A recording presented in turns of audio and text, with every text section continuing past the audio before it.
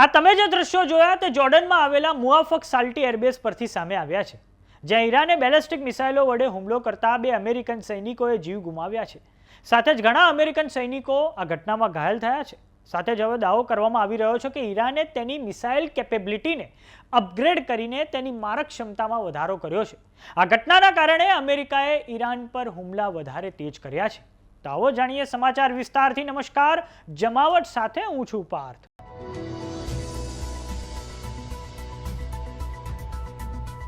યુદ્ધ એક એવી સ્થિતિનું નિર્માણ કરે છે જેમાં બંને તરફ ખૂબ મોટા પાયે નુકસાન થતું હોય છે.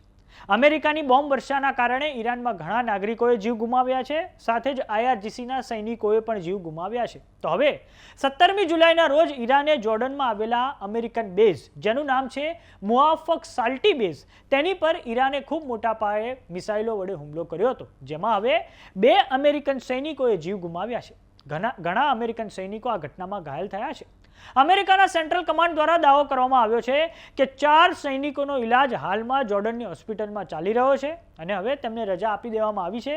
જેઓ ઘાયલ થયા હતા તેઓ હવે ફરી એકવાર ડ્યુટી પર પાછા ફર્યા છે. જે સૈનિકોએ જીવ ગુમાવ્યા છે તેમના નામ ગુપ્ત રાખવામાં આવ્યા છે. જોર્ડનની આ ઘટના પછી અમેરિકા દ્વારા ઈરાન પર ફરી એકવાર ભીષણ સ્ટ્રાઇક કરવામાં આવી છે.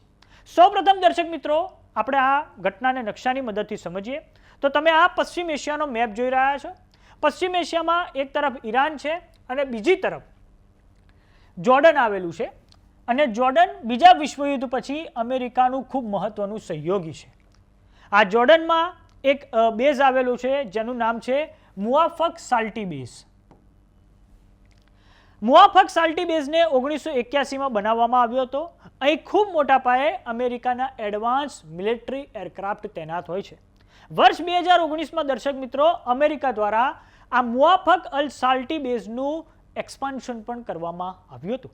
હવે વાત કરીએ ઈરાનની, તો આંતરરાષ્ટ્રીય સમાચાર સંસ્થા વોલ સ્ટ્રીટ જર્નલ અનુસાર ઈરાન હવે એક એવા મિસાઇલનો ઉપયોગ કરી રહ્યું છે જેમાં તે એકદમ ઝડપથી ટાર્ગેટ તરફ આગળ વધે છે. જ્યારે તે તેના ફાઇનલ ટાર્ગેટ પર આગળ વધે છે તેમ તે પોતાના પ્રવાસમાં ફેરફાર કરે છે. અને આ કારણે મુઆફક સાલ્ટી એરબેઝ પર આખી જે થર્ડ મિસાઇલ ડિફેન્સ સિસ્ટમ તૈનાત હતી તેને સંરક્ષિત કરવા માટે તે હવે ઈરાનની બેલેસ્ટિક મિસાઇલોને ઇન્ટરસેપ્ટ કરીને તોડી પાડવામાં કાચી પડી છે. અને આ જ કારણે પેન્ટાગોન ઈરાનની મિસાઇલોમાં આ જે અપગ્રેડેશન આવ્યું છે તેના કારણે વધારે ચિંતિત છે. ઈરાનની જે મિસાઇલો છે તે હવે થર્ડ ડિફેન્સ સિસ્ટમ અને પેટ્રિયટ ડિફેન્સ સિસ્ટમની સામે ખૂબ મોટો પડકાર ઊભો કરી રહ્યું છે. આપણે તેને સમજીએ તો સામાન્ય રીતે દર્શક મિત્રો, જ્યારે કોઈ મિસાઇલ હુમલો કરે છે તો તે ચંદ્રાકાર શેપમાં હુમલો કરે છે. ઈરાનથી જો મિસાઇલ જાય, બેલેસ્ટિક મિસાઇલ, તો તે ચંદ્રાકાર શેપમાં તે જોર્ડનમાં આવેલું કે કોઈ પણ દેશમાં આવેલું તે એરબેઝ પર તે ત્રાટકે છે. પરંતુ હવે ઈરાન તેની એવી મિસાઇલોનો ઉપયોગ કરી રહ્યું છે કે જેની સ્પીડ એકદમ વધારે છે અને સાથે જ જ્યારે તે પોતાના લક્ષ્યાંક તરફ આગળ વધે છે ત્યારે તે પોતાનો જે પ્રવાસ છે તેમાં ફેરફાર કરી નાખે છે.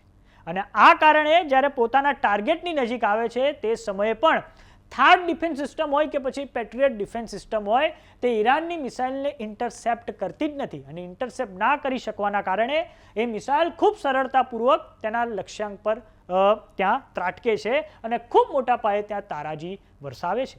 જોકે વોલ સ્ટ્રીટ જર્નલના આ અહેવાલ પછી એ પણ સવાલ ઊભા થઈ રહ્યા છે કે શું ચીન અને રશિયા ઈરાનને અમેરિકાના જેટલા પણ મિડલ ઇસ્ટમાં બેઝ આવેલા છે તેના વિશે ઇન્ટેલિજન્સ પણ આપી રહ્યા છે કે શું? એ પણ હવે પ્રશ્નો ઊભા થઈ રહ્યા છે. કેમ કે ઈરાન હવે ફેબ્રુઆરીમાં જે યુદ્ધ શરૂ થયું હતું તેના કરતાં પણ વધારે સટીક રીતે હુમલા કરી રહ્યું છે. તો આ બાબતે આપનું શું માનવું છે અમને કોમેન્ટ બોક્સમાં લખીને જરૂર જણાવો.